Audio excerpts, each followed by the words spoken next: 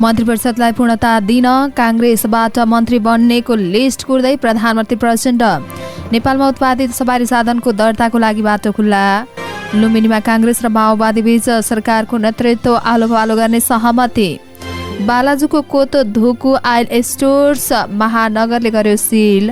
हर्क साम्पाङलाई पल शाहको गैँटी र बेल्चा कोसेली। सुनको भाव सामान्य घट्यो। भूमि सम्बन्धी समस्या सम्बोधन गर्न क्रान्तिकारी निर्णय लिने प्रधानमन्त्री पुष्पकमल दाहाल प्रचण्डको भनाई। इमानदार र पारदर्शी भएर काम गर्न भन्सारका कर्मचारीलाई अर्थमन्त्रीको निर्देशन। राष्ट्रिय सभाको बैठक स्थगित। समयमा नै व्यवसाय दर्ता नवीकरण नगर्ने 33वटा ठेकेदार कम्पनीको इजाजत रद्द। मुलुकको व्यवस्थामाथि प्रहार भइरहेको मन्त्री शर्माको भनाई। माओवादी पूर्व लडाकुलाई पैसा होइन रोजगारी दिन शेखर कोइरालाको आग्रह। वामदेव गौतम विरुद्धको रेटमा सर्वोच्चबाट बहस नोट माग। बालिका बलात्कारको आरोपमा 70 वर्षीय वृद्ध पक्राउ। पश्चिमी क्षेत्रमा मौसम आंशिकदेखि सामान्य बदली। ताप्लेजुङमा चट्याङ लागेर छोराको मृत्यु, बुबा आमा घाइते। र न्युजिल्यान्डकी पूर्व प्रधानमन्त्री आर्डर्नले छात्रवृत्तिमा विश्वविद्यालय अध्ययन गर्ने। नमस्कार, अनलाइन समाचारमा यहाँलाई हार्दिक स्वागत छ। आज पनि हामी उपस्थित भइसकेका छौँ देशभरका के भयो सम्पूर्ण जानकारी लिएर। हाम्रो भिडियोलाई अन्तिमसम्म हेर्नुहोला। अनि कस्तो लाग्छ त्यस्तै सल्लाह सुझाव पनि प्रतिक्रिया तल कमेन्ट बक्समा कमेन्ट गर्न सक्नुहुनेछ। अब समाचार विस्तारमा। प्रधानमन्त्री पुष्पकमल दाहाल प्रचण्डले नेपाली काङ्ग्रेसबाट मन्त्री बन्नेको लिस्ट कोरिरहनु भएको छ। वैशाख 10 गते उपनिर्वाचनपछि काङ्ग्रेसले मन्त्री बन्नेको लिस्ट बुझाउने वचन दिएको थियो। उपनिर्वाचन भएको 4 दिन हुन समेत काङ्ग्रेसले मन्त्री बन्नेको लिस्ट प्रधानमन्त्रीलाई बुझाएको छैन। काङ्ग्रेसभित्र आन्तरिक झगडाले मन्त्री बन्नेको लिस्ट नबुझाएको हुन सक्ने प्रधानमन्त्री प्रचण्डको सचिवालयका एक सदस्यको भनाइ छ। प्रधानमन्त्री ज्यूले काङ्ग्रेसबाट मन्त्री बन्नेको लिस्ट कुरेर बस्नु भएको छ। काङ्ग्रेसबाट 5 जना मन्त्रीको शपथ लिइसक्नु भएको छ। अब 2 मन्त्री काङ्ग्रेसबाट बन्ने पालो छ। एक जसपा एक स्वतन्त्र सांसदबाट मन्त्री बन्ने भनिएको छ। ती सचिवालय सदस्यले भन्नुभयो, काङ्ग्रेसबाट जति छिटो मन्त्री बन्नेको लिस्ट आउँछ त्यति नै छिटो प्रधानमन्त्रीले शपथ गराउनुहुन्छ। काङ्ग्रेसमा शेरबहादुर देउबा पक्षबाट मन्त्री भइसकेका छन् भने शेखर कोइराला र गगन थापा पक्षबाट मन्त्री बन्नेको लिस्ट नबुझाउँदा मन्त्रिपरिषदले पूर्णता पाउन सकेको छैन। प्रधानमन्त्री प्रचण्ड काङ्ग्रेसले मन्त्री बन्नेहरूको लिस्ट बुझाए लगतै मन्त्रिपरिषदलाई पूर्णता दिन तयारी रहेको ती सचिवालय सदस्यको भनाइरहेको छ। जनमत पार्टीबाट अब्दुल खानले खानेपानी मन्त्रीबाट राजीनामा दिएपछि प्रभु शाह र अमरेश कुमार श्यामध्ये एकजनालाई मन्त्री बनाउने तयारी छ। यातायात व्यवस्था विभागले नेपालमा जडान वा उत्पादन भएको सवारी साधन दर्ता गर्ने व्यवस्था गरेको छ। यातायात व्यवस्थापन कार्यविधि निर्देशिका 2060 संशोधन गर्दै विभागले यो व्यवस्था गरेको हो। नेपालमा जडान वा नेपालमै उत्पादन हुने सवारी साधनको नयाँ दर्ता, सरुवा दर्ता, हेरफेर दर्ता, लिलाम दर्ता, पुनः दर्ता र दर्ता नामसारी लगायतका प्रायोजनका लागि त्यस्तो सवारी साधनको भन्सार प्रज्ञापन पत्र आवश्यक नपर्ने व्यवस्था गरिएको छ। नेपालमा उत्पादित विद्युतीय मोटरसाइकल यात्रीको दर्ता र सञ्चालनको समस्या देखिएपछि प्रधानमन्त्री पुष्पकमल दाहाल प्रचण्डले त्यो सवारी साधन दर्ता गर्नका लागि व्यवस्था मिलाउन निर्देशन दिनुभएको थियो। यस्तै नेपालमा जडान हुने वा उत्पादन हुने सवारी साधनको नयाँ दर्ता, सरुवा दर्ता, हेरफेर दर्ता, लिलामी दर्ता, पुनः दर्ता र नामसारी लगायतका कार्यका लागि जडानकर्ता र उत्पादक कम्पनीबीच भन्सार प्रज्ञापन पत्रको सट्टा मूल्य अभिवृद्धि कर बीजक पेश गर्नुपर्नेछ। प्रचलित कानुन बमोजिम अन्तर्शुल्क सम्बन्धी प्रावधान आकर्षित हुने सवारी साधनको हकमा अन्तःशुल्क निकासी फारम समेत पेश गर्नुपर्ने विषय निर्देशकमा थप गरिएको छ। लुम्बिनीमा सत्तारूढ गठबन्धनभित्र काङ्ग्रेस र माओवादी केन्द्रबीच आलोपालो प्रदेश सरकारको नेतृत्वमा लिने सहमति भएको छ। सोही अनुसार पहिलो चरणमा नेपाली काङ्ग्रेस संसदीय दलका नेता डिल्ली बहादुर चौधरी मुख्यमन्त्री बन्ने बताइएको छ। प्रदेश प्रमुख अमिका शैलजले नयाँ सरकार गठनका लागि दिएको समयभित्र सत्ता गठबन्धन माओवादी 8 दलले नेपाली काङ्ग्रेस संसदीय दलका नेता चौधरीलाई मुख्यमन्त्री प्रस्ताव गर्दै प्रदेश प्रमुखलाई हस्ताक्षर बुझाउँदैछन्। प्रदेश प्रमुख समक्ष 53 संसदको हस्ताक्षर सहित दाबी पेश गर्ने तयारी भएको नेपाली काङ्ग्रेस संसदीय दलका नेता डिल्ली चौधरीले जानकारी दिनुभयो। उहाँले भन्नुभयो, हामीले सबै कुरा हिजो नै तयार गरेका छौँ। प्रदेश प्रमुखले समय दिन साथ हामी हस्ताक्षर लिएर जान्छौँ। प्रदेश प्रमुख शैलजले संविधानको धारा 168 को धारा 2 अनुसार मंगलबार सरकार गठनका लागि आह्वान गर्दा बिहिबार अपराह्न 4 बजेसम्मका लागि समय सीमा तोक्नु भएको छ। काठमाडौँ महानगरपालिकाले बालाजुमा रहेको पेट्रोल पम्प सिल गरेको छ। बिहार महानगरले बालाजुमा रहेको कोतधुको आइएल स्टोर सिल गरेको नगर प्रहरी उपरीक्षक राजनाथ पाण्डेले जानकारी दिनुभयो। उहाँका अनुसार पेट्रोल पम्प मापदण्ड विपरीत भएको कारणले सिल गरिएको हो। केही समय अगाडि महानगरले सडक किनारा साँगुरा क्षेत्रमा पेट्रोल पम्प चलाउनु मापदण्ड विपरीत भन्दै कारबाही गर्ने बताएको थियो। महानगरले त्यस्ता पम्प सुरक्षा दृष्टिले जोखिमयुक्त भएकाले कारबाही गरेको हो। उहाँले भन्नुभयो, महानगरले झण्डै 6 वर्ष अगाडि पेट्रोल पम्पको सर्वेक्षण गर्दा काठमाडौँमा 123 वटा पम्प थिए, जसमध्ये 67 वटा महानगरभित्र थिए। त्यसमध्ये पनि झण्डै 10 वटा पम्प जोखिमपूर्ण अवस्थामा भएकाले आज कोतधुक आइएल स्टोर्सको काम सुरु गरेको उहाँको भनाइरहेको छ।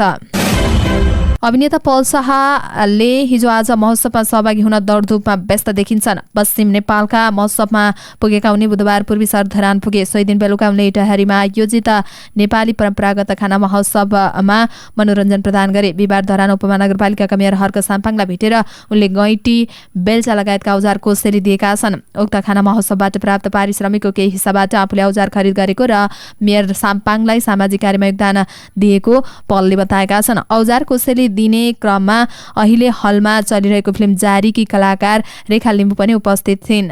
हर्क सरको सामाजिक कार्यको हिस्सा हुन पाउँदा खुसी लागेको छ। महोत्सवबाट पाएको पारिश्रमिकको केही हिस्सा सहयोग गरेको हुँ। उनले भनिन्, औजार ग्रहण गर्दै मेयर साम्पाङले पनि सबै नेपाली भाषीलाई यो उपहारको सन्देश पुग्ने बताएका छन्। मान्छेले खाने कुरा कसरी उत्पादन हुन्छ भन्ने कुरा बिर्सिए पलजीले त्यो कुरा सम्झाइदिनु भएको छ, साम्पाङको भनाइ छ।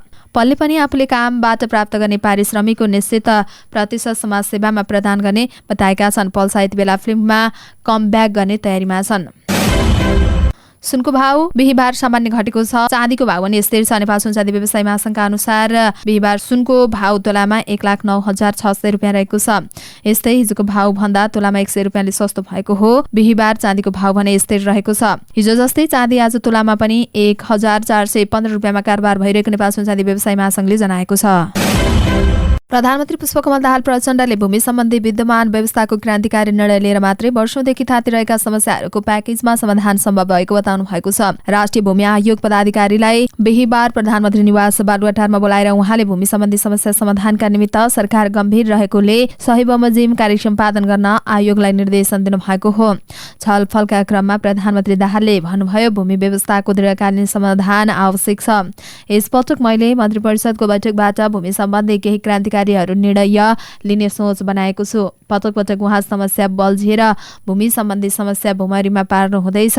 हामीले वैज्ञानिक र दीर्घकालीन समाधान गर्नुपर्छ। भेटमा प्रधानमन्त्री दाहालले सुकुम्बासी, अव्यवस्थित बसोबासी लगायतका भूमिहीनको समस्या दीर्घकालीन रूपमा सम्बोधन गर्ने कामलाई प्राथमिकता दिन निर्देशन दिनुभयो। उहाँले भन्नुभयो, धेरै वर्षदेखि हामीले एउटै समस्यामा अल्झिरहेका छौँ। अब यसलाई सदनका लागि समाधान गर्नुपर्छ। ग्यास र बाँसको जनताको लागि पहिलो आवश्यकता भएकाले पनि उहाँले यसलाई गम्भीरताका साथ बुझेर काम गर्न निर्देशन दिनुभयो। नीतिगत रूपमा गर्नुपर्ने काम सरकारले गर्छ। यसपटक यो समस्या समाधानका लागि सदाका लागि सम्बोधन गर्ने गरी काम गरिन्छ, उहाँको भनाइ छ। अर्थमन्त्री डाक्टर प्रकाश शरण महतले भन्सारका कर्मचारीलाई इमान्दारिताका साथ पारदर्शी भएर काम गर्न निर्देशन दिनुभएको छ। बिहिबार विराटनगरमा पुग्नुभएका उहाँले विराटनगर भन्सार कार्यालयको निरीक्षणपछि भन्नुभयो, तपाईहरू राज्यको राजस्व सङ्कलन जस्तो संवेदनशील क्षेत्रमा सेवा दिनुहुन्छ।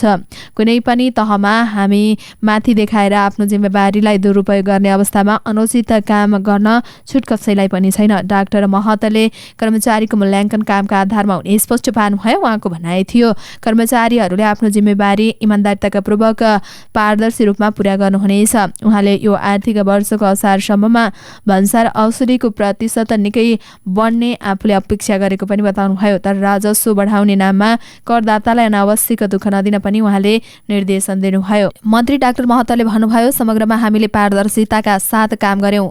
सेवाग्राहीलाई सहज र सौहार्दपूर्ण वातावरणमा निर्माण गरौं। नियम कानून अनुसार काम गर्न हामीले गर्नुपर्ने काममा सम्झौता नगरौं, उहाँको भनाइ छ।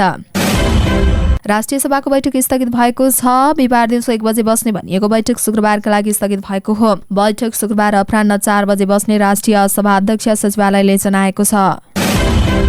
समयमा नै व्यवसाय दर्ता नवीकरण नगर्ने 33 वटा ठेकेदार कम्पनीको इजाजत रद्द भएको छ। भौतिक पूर्वाधार तथा यातायात मन्त्रालयले बिहिबार सूचना निकालेर निर्माण व्यवसाय प्रबन्धन शाखाबाट अनुमति पाएका तर नवीकरण नगरेका 33 वटा कम्पनीको इजाजत पत्र खारेज गरिएको जानकारी दिएको हो। मन्त्रालयले पटक पटक म्याद थप गरेर अन्तिम पटक म्याद थप गरेकोमा चैत मसान्तरलाई तोकेको छ। तर चैत मसान्तरमा समेत दर्ता नवीकरण नगरेपछि 33 वटा ठेकेदार कम्पनीको इजाजत नै रद्द गरिएको मन्त्रालयले जनाएको छ। रद्द भएका कम्पनीले पुनः व्यवसाय गर्न चाहेमा अब नयाँ कम्पनी दर्ताको प्रक्रिया अगाडि बढाउनु पर्ने जनाइएको छ। सञ्चार तथा सूचना प्रविधि मन्त्री टेका शर्माले मुलुकको प्राप्त गरेको संघीय लोकतान्त्रिक व्यवस्थामाथिको प्रहार हुँदै आएको बताउनु भएको छ। प्रेस सेन्टर नेपाल जिल्ला शाखा दाङले घोडाईमा बिहिबार गरेको पत्रकार सम्मेलनमा बोल्दै मन्त्री शर्माले मुलुकले प्राप्त गरेको व्यवस्था र उपलब्धिमाथि कुनै न कुनै तवरबाट प्रहार हुँदै आएको बताउनु भएको हो। मुलुकले प्राप्त गरेको उपलब्धि र व्यवस्थामाथि कुनै कमी कमजोरी नभए पनि व्यक्तिगतमाथि प्रहार गर्दै व्यवस्थालाई असफल बनाउने दाउमा विभिन्न शक्तिहरू लागि परेको उहाँको भनाइ छ। पत्रकार सम्मेलनमा मन्त्री शर्माले सरकारले पूर्णता पाए पनि अझै पनि पूर्ण रूपमा पूर्णता पाउन नसकेको समेत बताउनुभयो। सरकारले पूर्णता अझै केही संरचनाको निर्माणको काम बाँकी रहेकाले पनि यसले समेत त्यसतर्फ अग्रसर बन्दै गएको बताउनुभयो। जसले सरकारले संक्रमणकालीन न्यायलाई टुङ्गोमा पुर्याउने विधेयक तथा कानून निर्माणको पाटोलाई समेत तीव्रताका साथ लगेको उहाँको भनाइ थियो, जसका लागि सरकार सदन सञ्चालनको समेत तयारी गरिरहेको उहाँको भनाइ छ। नेपाली कांग्रेसका नेता डाक्टर शेखर कोइरालाले माओवादी पूर्व लडाकुलाई राहत रकम दिने तयारीको विरोध गर्नु भएको छ। उहाँले सामाजिक सञ्जाल फेसबुक मार्फत विरोध जनाउनु भएको हो। उहाँले लेख्नु भएको छ, ढुकुटीमा पैसा नभएका कारण सरकारी कर्मचारीहरूको तलब र पूर्व शिक्षकको पेन्सन दिन समेत नसक्ने अवस्थाको सरकारले पूर्व अयोग्य लडाकु नाममा पैसा बाँड्ने कार्य स्वीकार्य हुन सक्दैन। विगतको क्याबिनेटमा भएका लडाकुका लागि लिएको पैसाको हिसाब किताब उठाउन नसकेको र द्वन्द्वकालीन समस्या समाधान लम्बिएको उल्लेख गर्दै उहाँले पूर्व लडाकुलाई राहत रकम दिने निर्णय रोक्नुपर्ने बताउनुभयो। उहाँले लेख्नु भएको छ, उहाँहरूलाई पैसा होइन रोजगारी दिउँ। प्रतिनिधि सभा सदस्य पराजित वामदेव गौतमलाई सोही कार्यकालमा राष्ट्रिय सभा मनाउने त गरिएको निर्णय संविधानसँग बाझिएको भन्दै दायर भएको रिट इजलासले बहस नोट माग गरेको छ। बुधबार संवैधानिक इजलासले वामदेव गौतम विरुद्धको रिटमा बहस नोट माग गर्दै आदेश दिएको हो। तत्कालीन केपी शर्मा ओली सरकारले बर्दियाबाट पराजित वामदेव गौतमलाई राष्ट्रिय सभा सदस्य मनोनित गर्न गरेको सिफारिस संविधान विपरीत रहेको भन्दै वरिष्ठ अधिवक्ता दिनेश त्रिपाठी, अधिवक्ता बद्रीराज भट्ट लगायतले सर्वोच्चमा रिट गरेका थिए। 2077 असोज 12 गते दर्ता भएको रिट 8औं पटकसम्मको पेशीमा बहस नोट माग गर्दै आदेश दिएको हो। बुधबार कायम प्रधान न्यायाधीश हरिकृष्ण कार्की, न्यायाधीशहरू विशम्बर प्रसाद श्रेष्ठ, ईश्वर प्रसाद खतिवडा, डाक्टर आनन्दमन भट्टराई र अनिल कुमार सिन्हाको संवैधानिक इजलासले अन्तिम सुनाइपछि बहस नोट माग गर्ने आदेश दिएको हो। रिट निवेदकहरूबाट बहस नोट माग गरेपछि निवेदकहरूले बहस नोटको तयारी गरेका छन्। बालिका बलात्कारको आरोपमा बैतडीमा एकजना पक्राउ परेका छन्। पक्राउ पर्नेमा जिल्लाको पटना नगरपालिकाका 70 वर्षका वृद्ध रहेका छन्। पीडित बालिका र आरोपित वृद्धको थर एउटै रहेकोले नाम सार्वजनिक नगरेको इलाका प्रहरी कार्यालय पटनाका प्रहरी निरीक्षक कमल चौधरीले जानकारी दिनुभयो। गत पुसमै बालिकामाथि बलात्कार भएको भए पनि आरोपित वृद्धले घटनाबारेमा कसैलाई भनेपछि ज्यान मार्ने धम्की दिँदै आएकाले ढिला भएको जनाइएको छ। पीडित बालिकाकी आमाले वृद्धको नाम जाहेरीमा दिएपछि उनलाई पक्राउ गरी प्रहरी हिरासतमा राखिएको छ। उनीमाथि जबरजस्ती गर्ने सम्बन्धी मुद्दा दर्ता भएर 10 दिनको म्याद थप भई थप अनुसन्धान भइरहेको प्रहरीले जनाएको छ। पीडित बालिकाको स्वास्थ्य परीक्षण गरिएको र रिपोर्ट आउन बाँकी रहेको प्रहरी निरीक्षक चौधरीको भनाइ छ। बालिका सेभ हाउसमा रहेकी छन्।